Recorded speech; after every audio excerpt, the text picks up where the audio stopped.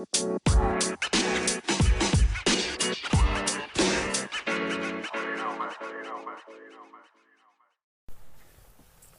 guys, let me get a little situated here.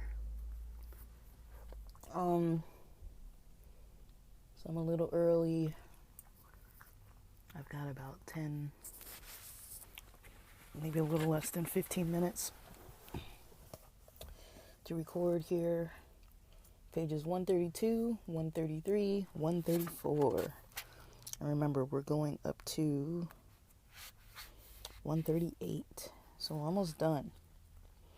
132, 133, 134. So 132. At the bottom of the page, it comes into this new portion that talks about prayer for freedom. But before that, on page 132, it says, focus. It continues with this mindfulness. It's not called this on here, but it continues with this mindfulness, deep breathing. I want to actually read it to you because I think it would be important. So I'm going to start reading the part that's on 131, the last couple, like 4 lines, going into 132, up before prayer for freedom. So this is where it says page 131. The chapter is called Prayers, and it takes you into this breathing technique that's similar to like a guided meditation of breath work and centering. But the reason why I call it that is because that is what it sounds similar to me. But I want you to make your own decision on that. I usually don't start praying like this. Maybe it would be beneficial because I know if I do pray, it is very scattered and unfocused, as you can probably tell, because when I talk, I'm a little bit all over the place. Anyways, but sorry, I'm chewing gum. I shouldn't be chewing gum. I'm chewing gum though. It says in 131. Let me put this gum somewhere. Okay, put it on the side of my water bottle. Please take a moment to close your eyes. Open your heart and feel all the love that comes from your heart. I want you to join with my words in your mind and in your heart to feel a very strong connection of love. Together, we are going to do a very special prayer to experience a communion with our Creator. That's the end of 131. Going into 132. Focus your attention on your lungs, as if only your lungs exist. Feel the pleasure when your lungs expand to fulfill the biggest need of the human body, to breathe. Take a deep breath and feel the air as it fills your lungs. Feel how the air is nothing but love. Notice the connection between the air and the lungs, a connection of love. Expand your lungs with air until your body has the need to expel that air. And then exhale. And feel that pleasure again, because when we fulfill any need of the human body, it gives us pleasure. To breathe gives us much pleasure, just as to breathe is enough for us to always be happy, to enjoy life. Just to be alive is enough. Feel the pleasure to be alive, the pleasure of the feeling of love. So then it goes into prayer for freedom.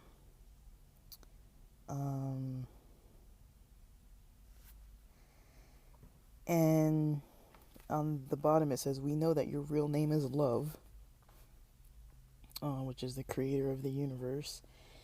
And page 133, it asks, I'm just going to read the first sentences. I don't want to be like taking people's content. This is a paid for book, I guess, and I don't know how much I'm allowed to actually read. so I don't want to be breaking any rules. And it's easier for me to not just be reading out loud.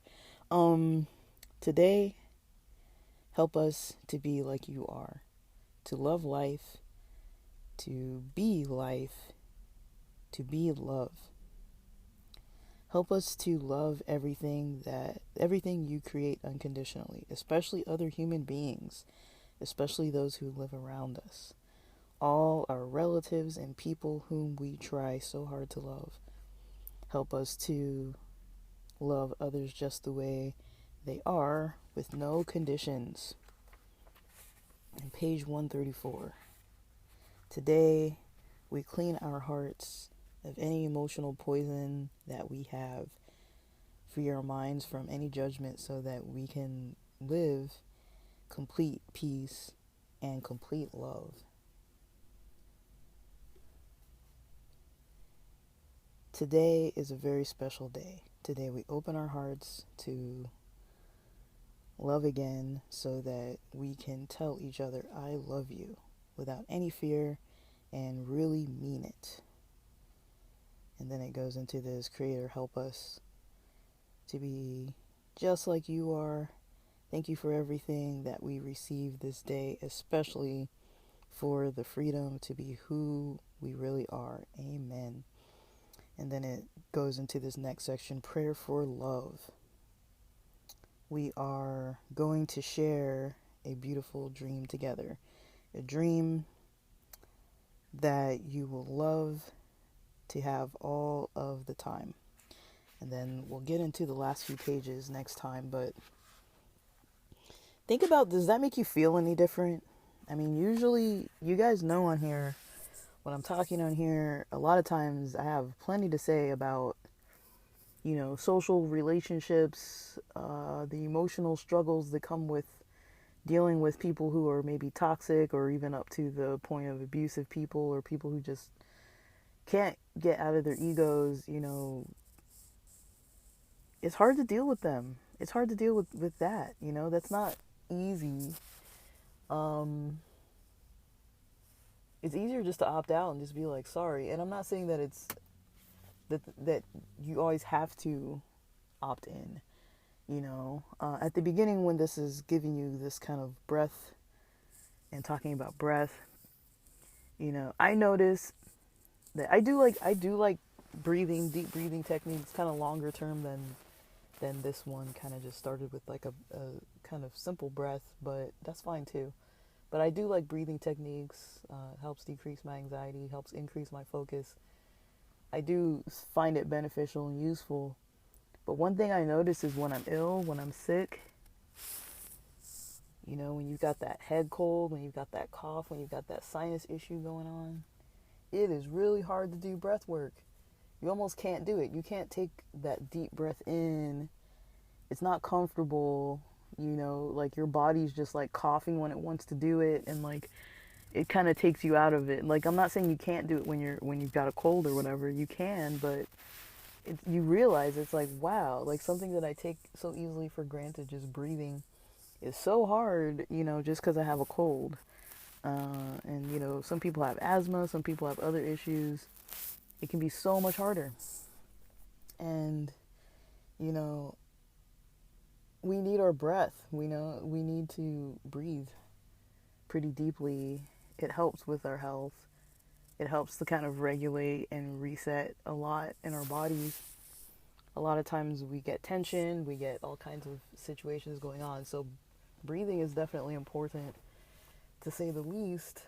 And even when you sleep, a lot of people have sleep apnea. That's something that's like, it might wake you out of your sleep, and so you get like poor sleep every night if it's not getting managed. You have poor sleep every night, and then poor sleep affects your health. I mean, I'm not trying to be negative with it. I'm just saying, like, there's so many ways that not being able to breathe, just basic breathing while you're asleep or while you're awake, that it can be easy to take for granted.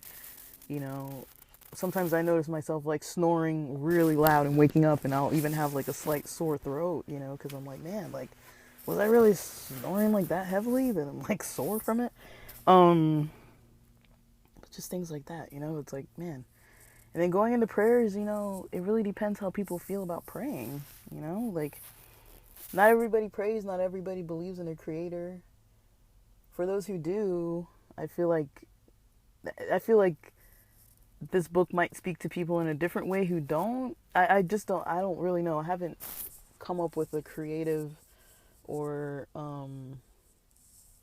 like an approach for people who don't really believe in a creator, who don't believe that they were created or that there was some kind of intelligent being who created or anything along those lines. I'm not saying people have to believe it. I'm just saying I know a lot of people who don't. So I do find this book to be interesting because it does go from, talking about topics that you would maybe assume are like, I would say it's more like a philosophy of another culture, but then it kind of takes this almost like spiritual, not that it wasn't spiritual the whole time, but almost like a religious term. The reason why I would say almost religious is because it has that creator aspect of the belief, but I guess you could still be spiritual, not religious. And I feel like even if you don't pray, because I remember when I first picked up this book, I actually remember flipping through the pages and feeling some kind of way that the last chapter was prayer. I was like, man, like at that time, which was so long ago now, because I started this in like summer, at that time I was not really interested in prayer or any connection to a creator. Not even that I didn't believe in it. It was just, I just wasn't really too okay with it for some reason. Like, that's something for me to dive more into, but I had been turned off from it just because it just wasn't going kind of ideally for me. And I'm not saying it was like, oh, I'm not getting my way. Well, not like that, but it was just kind of like I had a lot that I guess, I was just maybe upset with the way things were going.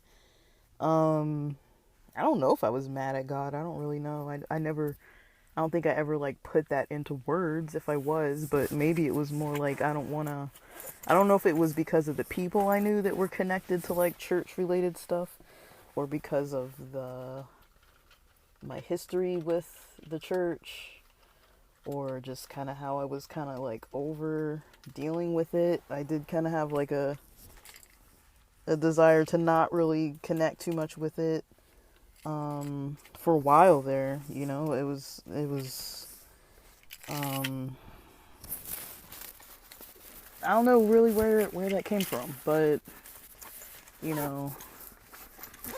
I would say for me it kind of works better for me to just be more connected with it. I think I get my groundings a lot better that way. Just personally, I do. I'm not speaking for everyone, but like I said, I had a little less than 15 minutes. I got to get into my appointment. It starts in 13 minutes. So I got enough time to deal with the elevator. And with that, thanks for listening.